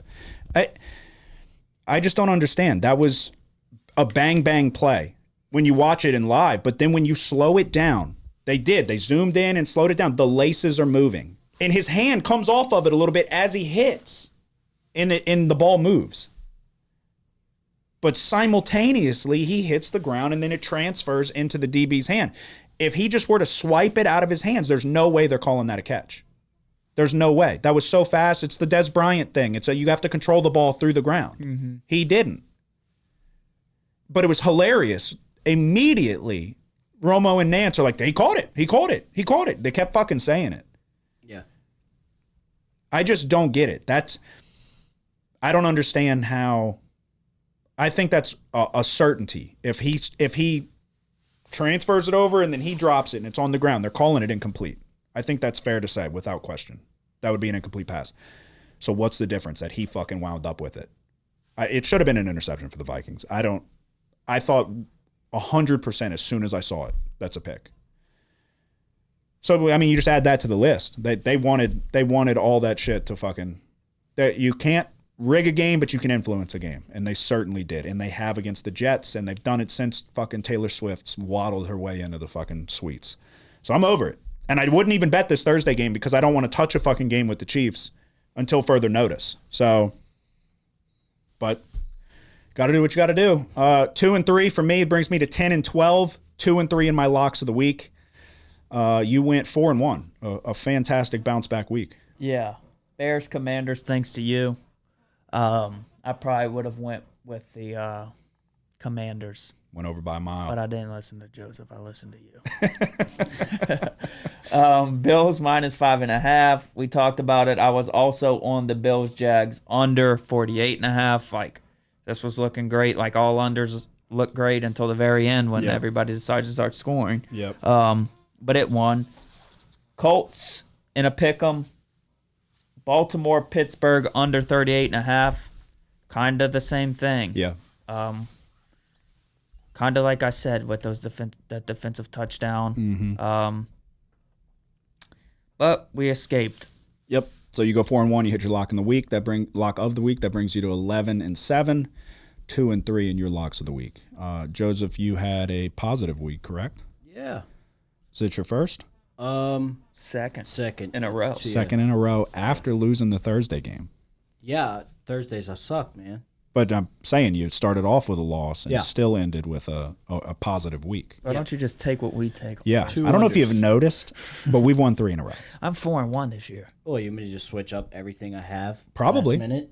Yeah, you probably should. Yeah, and then y'all give me shit for it live while we're doing it? Yeah. No, Yeah, exactly. that's Yeah. true. Yeah. You But know it to be is. a winner, that's all that matters. Yeah, Commanders, yeah, that happened. Saints, Pats, under. If any points were scored by the Patriots, that probably doesn't hit. Yeah. But you And nailed it. Yeah, nailed it. That's what I call it. 34-0, I think. And then, yeah, we touched on the lock that Nick and I shared, Yep. under 38.5. So again, clean sweep on our locks of the week. That is never a bad thing, no matter what. So we will turn our attention to this week's NFL slate. And I have a lot of games, but like I said, that Vikings game against the Chiefs pissed me off, man. I wouldn't touch the Chiefs unless you're going in favor of them. I wouldn't touch the Chiefs for the foreseeable future. But here I am, But you taking got the to. motherfucking Broncos plus 10.5 on prime time. Bronco country, let's ride. Sean Payton is the laughing stock of the league. Russell Wilson's actually not playing that bad, but goddamn, the Broncos defense sucks. Sean Payton sucks. But I'm taking the Broncos. I don't even want to hear y'all take the Chiefs because I already know. So I was just, that's why I'm just getting it out of the way. I'm taking the Broncos plus 10.5. And I'm going 4 wins in a row on a Thursday night. You're scratching something out over there. What you scratching? He's pulling him in. Are you taking the Chiefs? I don't know what I'm taking. What's Joseph Oh, take? dude, come on, bro. Take them if you're going to take them. You did it I last don't know. week. I didn't scratch anything out. Well, I it turns haven't out even you made my should have mind up. taken them last week when I said don't. Or I didn't say don't, but you. Nick waits till you go to make his Thursday night picks. He doesn't have a Thursday night No, pick I right always have one. He remembers. Except for He this week. remembers the early years of this show when I used to dominate Thursday. But those days were behind me. But now we're back. This is one of those prime time. It's a 47.5. That they're expecting either the Chiefs to fucking run it up on them, or the Broncos are going to go toe to toe. And I think we see the latter. Yeah. Russell Wilson's not playing that bad. Let's give Jerry Jeudy the ball. They've got speed on the outside. Chiefs defense is good, but like I said, don't get it twisted. The Vikings defense is fucking terrible. They had multiple drives. The Chiefs had multiple drives extended due to penalties that weren't really penalties. It should have been a turnover, in my opinion, like the play we just broke down for quite a while. They only scored 27 on the Vikings. I'm not saying that's a fucking walk in the park, but the Vikings defense is bad, really bad. In comes the Broncos defense, who is bad, really bad. But, I don't know. This is the toughest one. You're taking Broncos? No, I'm going to take the under 49. I see. See, that's what I was saying. At approximately I thought you were talking about college. 130, I believe it was, at 49. Okay. You tell me. Under.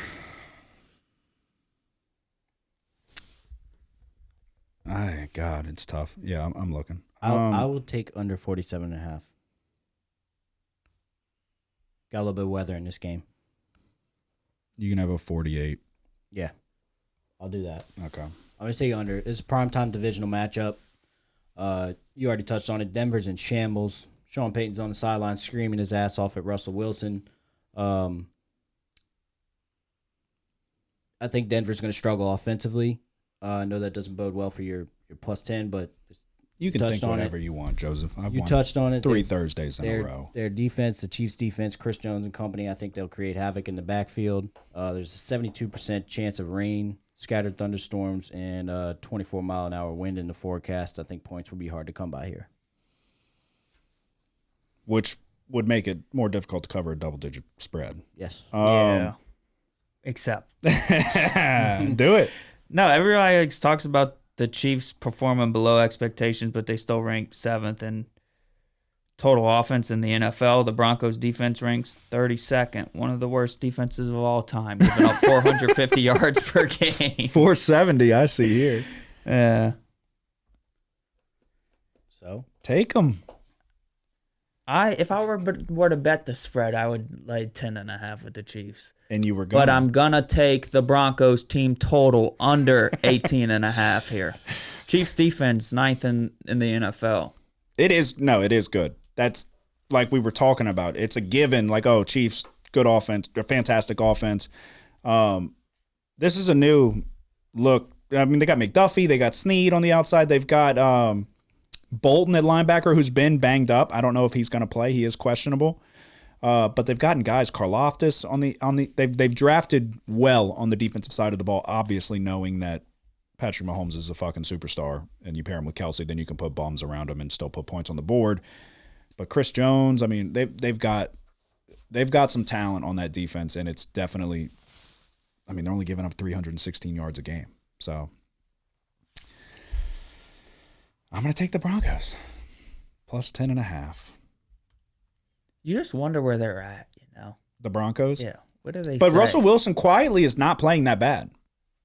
He's got over 1,200 yards passing, 11 touchdowns, 2 picks. Remember, he was turning the ball over like crazy last year. Not so much this year. He's got more touchdowns and less interceptions than Patrick Mahomes. Yeah. Take that. But they're opposite in records. Oh, of course. Yeah, because the Broncos defense gave up 70 points.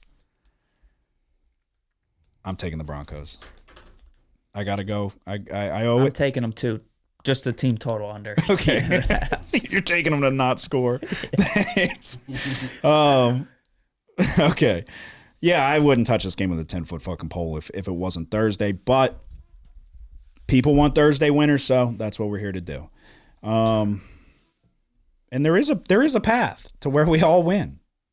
Because if their team total goes under, the game probably goes under, Patrick Mahomes gets hurt, your fantasy team's fucked, but we all 3 win. Yeah, it could be 24-14. Yeah. Come on. Especially if the weather does come to fruition. A lot of wind, a lot of rain. It's got a bad calf. Kelsey's got a bad calf as well. Could be a bad week for your fantasy team. 24-14, you would push, right? 38. I got 10.5. Oh, 10.5. Yeah.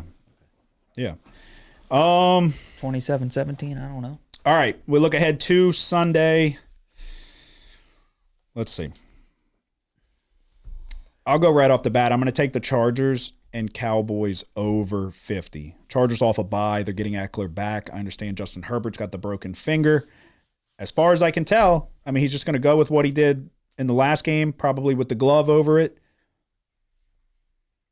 Cowboys, there's question marks going on over there in that locker room, especially on the offensive side of the ball. It's time to put some points up on the board. I'm hoping we can do it here. I typically lean over whenever you go into Charger Stadium on that turf field. Perfect weather. I get it's the quasi dome, open dome, whatever. Points are scored on that field. I'm taking the over 50. It's a Monday night game too. Chargers coming off a bye. That's what I said. Eckler probably back. Chargers probably win this game. 2-point underdogs. You think the Cowboys are going 3-3? I mean, who knows, dude? Dax probably doesn't even know anything now. He's questioning everything. Yeah. No, yeah. I mean, you'd have to imagine he probably is, yeah. He probably went home and ate 13 cans of Campbell soup. Yeah. There's definitely some doubt creeping in, for sure. CeeDee Lamb said he wanted the ball. Jerry Jones was like, I don't know that we need to do that. He said, I think we need to spread it around. It's like, no, why don't you just get him the fucking football? Get your best players the ball. It's not fucking rocket science. How many total do you have before your lock? Obviously, we already gave the Thursday. I got 2 more, I think. Jesus Christ. I've got 1 maybe, but 2, 3, 4, 5, 6 more. Jeez. 5 more. I got the And then my London. lock. I got the London game because that's what I'd do. Oh, yeah? All right.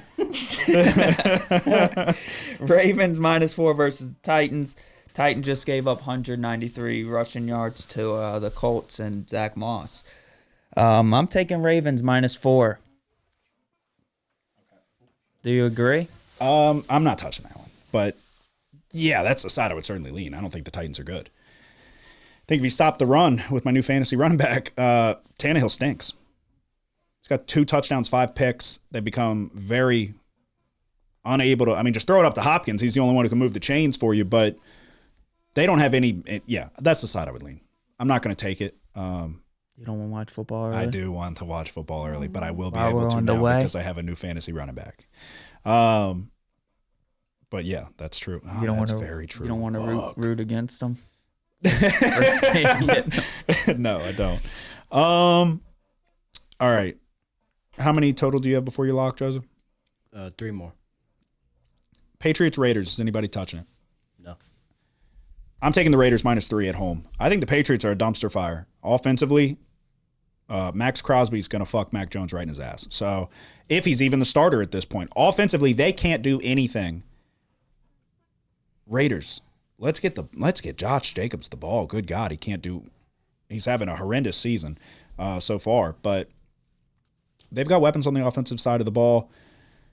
This is the rematch for Jacoby Myers, who is now on the Raiders, was on the Patriots, threw that fucking stupid reverse Hail Mary to Chandler Jones to win the game. I'm taking the Raiders -3 at home. I think the Patriots are terrible. Yeah, Josh. What's his name? Daniels? Or is it McDaniels? Josh McDaniels. Playing his old team. And Yep. then Jimmy G. Garoppolo. Yep. This is a reunion of on multiple different fronts. I'm taking the Raiders -3. Which you have just your lock left? I have one more than my lock. Okay, you can go ahead, Joseph. I'm going. This is a weather week. I'm going to take the Browns +5.5. Huh. No, I'm not pulling a Justin. I know about Deshaun Watson. God bless your heart. He's not Yeah. playing? He's Yeah, questionable questionable. still. I'd be shocked, huh? Yeah. Somebody's lock of the week is the Browns. He acts like he didn't know. I'd be shocked. The public is all over San Francisco from what I've seen so far. To me, the spread being where it's at indicates that the odds makers think that Watson's going to play. I'm going to take a chance here and say that he plays because San Francisco has beaten their opponents on average this year by 20 points. If he wasn't playing, I don't know why the spread would be 5.5. There's weather here. Maybe that plays into it as well. 74% chance of rain and upwards of 20-mile-per-hour winds in the forecast here. I hope he plays. That's because, definitely why it plays into it. Well, yeah, The but total's 37.5. I still think it'd be a bigger spread if Watson wasn't going to play. I still think it'd be closer to it'd be an 8.5, 9-point spread. Yeah, I don't know. I mean, with the total that low, It's harder to make a big spread. I mean, I get that. I mean, this is going to be a defensive battle, and this is going to be a run the ball type of game. I think this will be the closest San Francisco game this year. To date, or for the No, this year. like at all? Yeah, it would be because they haven't lost a game. Exactly. I mean, won a game by anything less than a touchdown. Exactly. Yeah, that's what I'm saying. You're saying to date, or this is the closest game they'll play all season? No, to date. Okay. Yeah. All right. Is this your one more before you lock? Yeah. Is it? Yeah, but fucking trying to check the rain now. Yeah. Fucking Yeah, didn't- there's rain I in the didn't check the rain. Yeah. This is a weather week. I Dude, said there's that. weather all throughout the Midwest. Yeah. Jesus Christ. Come on, man. You're supposed to be the guy. I know. I'm supposed to be the newbie. Oh shit. Hey, check the resume. The records. I knew. Check it the was resume, buddy. coming. A guy with a resume like you should know the weather. Oh shit. Oh, okay. I'm ready. It's getting All uncomfortable. right, I knew what I was doing. Seahawks, Bengals. Bengals are 3-point favorites. The over/under is 45.5. Seattle has the 30th ranked pass defense in the NFL. Cincinnati. Wait, is this your lock? No, I thought you said you had one more and then your lock. You just said your one more was the Browns. no, I didn't take the Browns. I thought you were insinuating you were. Oh, okay. Okay, go ahead. What part of?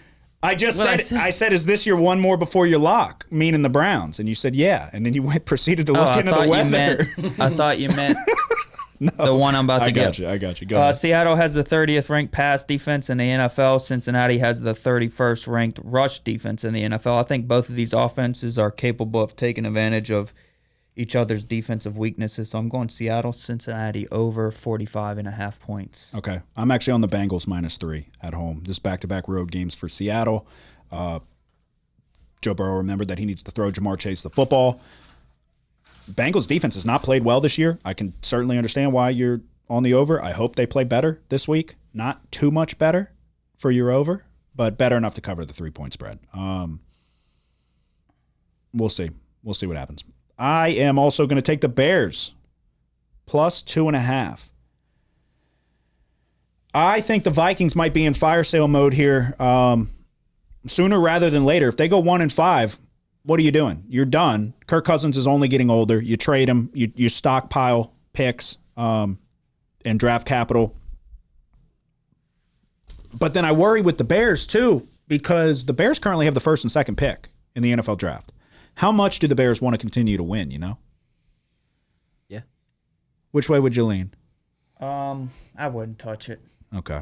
Well, I'm going to do it anyway. 1-4, this is a toilet bowl. What'd you say? 1-4 versus 1-4, it's a fucking toilet bowl. They're fighting. Yeah. Yeah, I mean, no Justin Jefferson. We finally saw the Bears put something together. The only reason, like, Justin Fields is not going to want to tank because then he's going to have to fucking move and buy a new house because they're going to get Caleb Williams. Justin Fields is going to go out there. He's going to do what he needs to do. The Vikings stink. Their defense is horrible. Kirk Cousins is going to be on a different team within the next 3 weeks. So give me the Bears +2.5 at home. I am also going to take what? No, I thought he was laughing. I am. Wait, what? I'm on the Vikings -2.5. Okay. I love the sound of that. That's fine. I love this. Give me your reasoning why.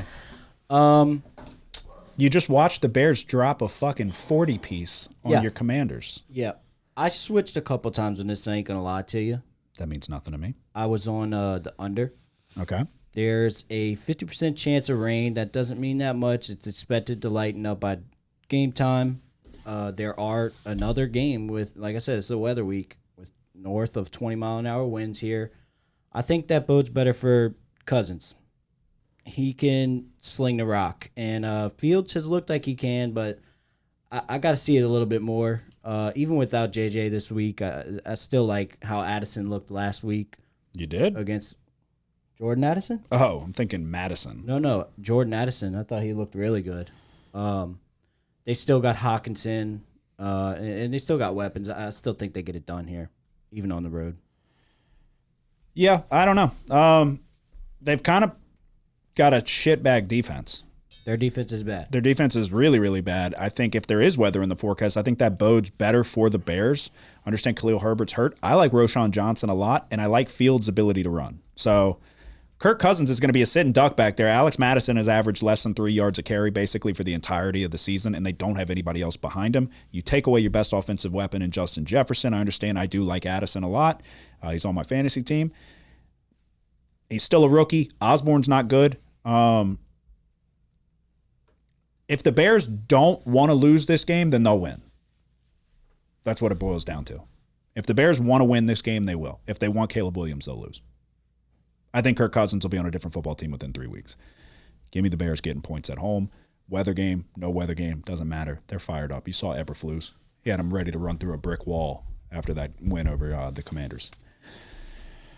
I am also going to take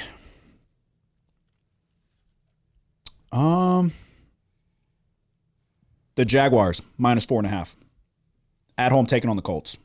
I'm sorry, -4 taking on the Colts. Anthony Richardson's not going to play. Minshew Mania coming in against his former team. It doesn't really worry me. He came in, did a good job to maintain the victory. Jaguars are playing well as of late. Finally are getting ETN going. Finally managed to score the ball in the red zone. Colts defense is good, but I don't see Minshew coming in and having a heroic effort in this one. Why are you smirking? Y'all are doing a lot of smirking today. I just think A lot of smirking and laughing. not even about what you're saying. Well, what are you thinking about? Nothing. You're clearly thinking about something funny. My luck. We like to laugh. Is anybody on the Commanders and Falcons? No. I thought about it. I'm not going to do it. I thought about taking the Commanders, but yeah, I'm not going to do it. Because really their defense, Falcons offense is not good. I understand Ritter kind of got it going last week. It was against the Texans. What is it? 2.5. Like Falcons are favorites, right? Mm-hmm. Okay. Yeah. I'm not going to do it, though. Falcons are 3-0 at home. They won every game at home. All I have left is my lock. Me too. I got one more. Go ahead. And no, it's not just because we're going to be there. I'm taking the Saints -1.5. Maybe it is a little bit because we're going to be there. We are not going to lose 3 years in a row going to the Saints game. It's not going to happen. This is the year we change it. Our defense absolutely balled out last week. I'll say Stroud has looked good, and their defense has improved a little bit with DeMeco Ryans a head coach. But Stroud's looked fantastic. yeah, he's looked good. But I see more of what we did on defense this week with the rookie quarterback. I like the Saints here at -1.5. Yeah, Stroud's got 1,400 passing yards, 7 touchdowns, no picks. It's a record. Yeah, our defense is really good.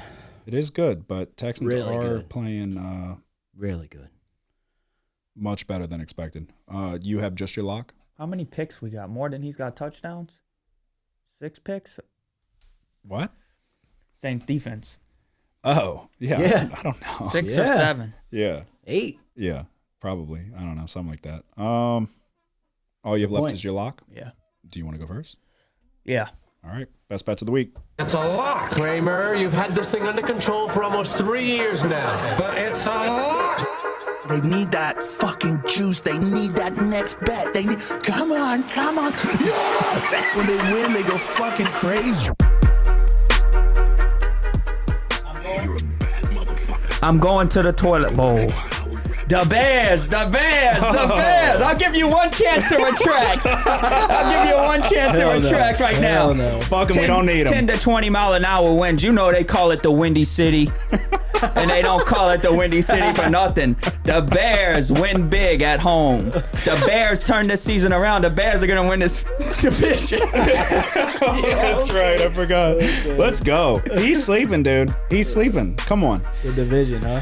My lock of the week is the Saints, -1.5. Actually, no, I'm sorry, -1. -1. Okay, -1. My lock of the week is the Saints, -1.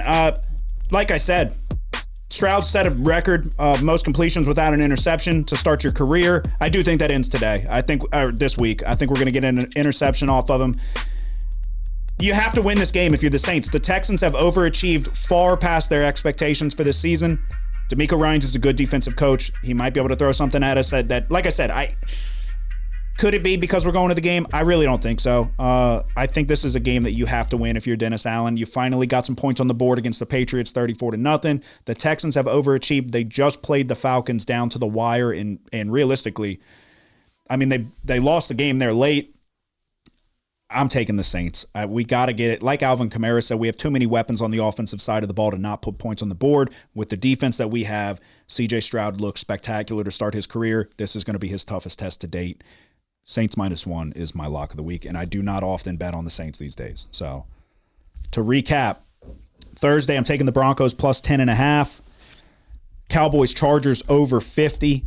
Taking the Raiders -3, the Jaguars -4.5, the Bears +2.5, the Bengals -3, and my lock of the week is the New Orleans Saints -1. I'm on the Broncos team total under 18.5 points. I'm on the Ravens -4. Seattle, Cincinnati over 45.5 points. And then for my lock of the week, the Bears +2.5. You gave him the opportunity to switch. He didn't take you up on it. I just want to get y'all once. That's all. Okay. Well, you can keep fucking dreaming. I didn't give out my lot. What? You went into the recap. Oh, Jesus Christ. Why It's did I fine. think? I'll give it out real quick. Go ahead. I'll do a recap and then give it out real quick.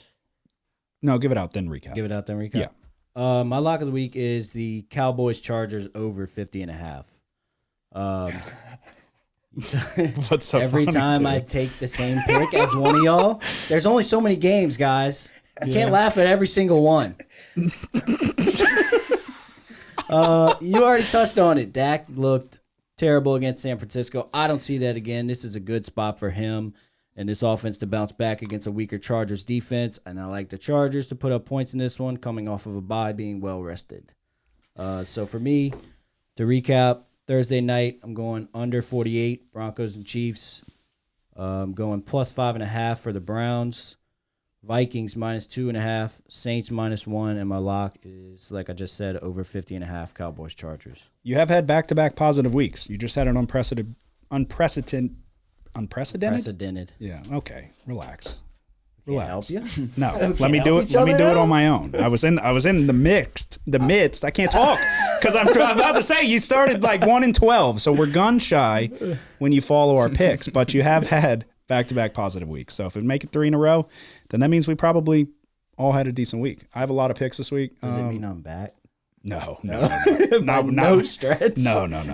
What's your overall record currently? Who, me? Yeah. 6-14. You'd have to sweep the board, and then you're still not back. But no, yeah, I mean, There's no way he sweeps that's true. because he bet against the Bears. In the Windy City. I mean, if we're going, yeah, I mean that's crazy. If we're going around the table, though, I went 5-1, you went 4-1. He would be due, but I think it skips one, comes back to me. Oh, come on, bro. Let me have one. Good week from me. There you go. That is our best bets in the NFL. Like we said, we are going to be on the road this weekend in Houston. What? Did you want to do the power rankings or? Nah, fuck it. Unless we want to. That was more or less for college. I did them. Go ahead. Let me hear it. Real quick. I am interested. I got the Chiefs at 5. Okay. Dolphins at 4. The Detroit Lions are at 3. Really? In my power ranking, yeah. They got a tough matchup this week. Think they lose? I think it's funny. I want to see it. I think they play better at home than on the road. Yeah. Yeah, definitely. Eagles number 2, and then clearly the Niners. Yeah. I'll say this: if the Lions do go on the road and decisively if they beat them at all, but if they decisively beat the Buccaneers, I think they're worthy of that 3rd spot. That's an impressive win for sure. Defense looks great. Offense looks good. So, Joseph, what is yours? I got the Bills at 5, the Detroit Lions at 4, the Chiefs at 3, and I think all of our top 2 is going to be the same, Eagles and then 49ers. Yeah. Yeah, I mean, I didn't even do it, if I'm being completely honest. I told y'all to do it. I didn't do it myself. I was more or less referring to college football, but I did say both. Yeah, no, I would – obviously the top 2, you're going to be Eagles and Niners. Where would you put the Bengals currently? I don't know. You know, that's one of the things when I was looking at the records, there's a lot of teams that are good teams, but they're 3-2 or 2-3, and you just can't Yeah, it's early for put sure. any of those teams right now above teams with only 1 loss. So it's definitely early for sure. The team that has impressed me probably more than any other team is the Rams. I thought the Rams were going to be horrible again. The Rams are competitive in just about every game. Mm-hmm. Yeah. Stafford's not lighting it up by any means. 5 touchdowns, 5 picks. But you look at Philly, which Philly pulled away there at the end. But the overtime win on the road against the Colts, on the road in Cincinnati, only a 3-point loss, 7-point loss to the Niners, and a road win in Seattle, a dominant road win. The Rams have looked impressive, above my expectations for sure. But there you go. That is our best bets in the NFL and college football. It's going to be a good week. I said it last week. I mean it this week. Last week I didn't. This week I do. Take Thursday with a grain of salt, at least on my end. But we'll see what we can do. We got football every day until Monday. And really every day for the next month. So, you got anything to say before we go? Go Saints. Who dat? Episode 166 is in the books. Again, hit subscribe everywhere. It helps us out. It's very quick and easy, and it goes a long way for us. This is going to be a good week. Anytime you have whatever just happened between me and Nick on our college football locks, that's a good sign. Joseph's going to regret not taking the Bears in the Windy City when it's pretty windy. So we'll refer back to this next week. Y'all have a good one. Who dat? The house always wins. Play long enough, you never change the stakes. The house takes you. Unless, when that perfect hand comes along, you bet big, and then you take the house. I've been practicing this speech a little bit. Did I rush it? Felt like I rushed. No, it was good. I liked it.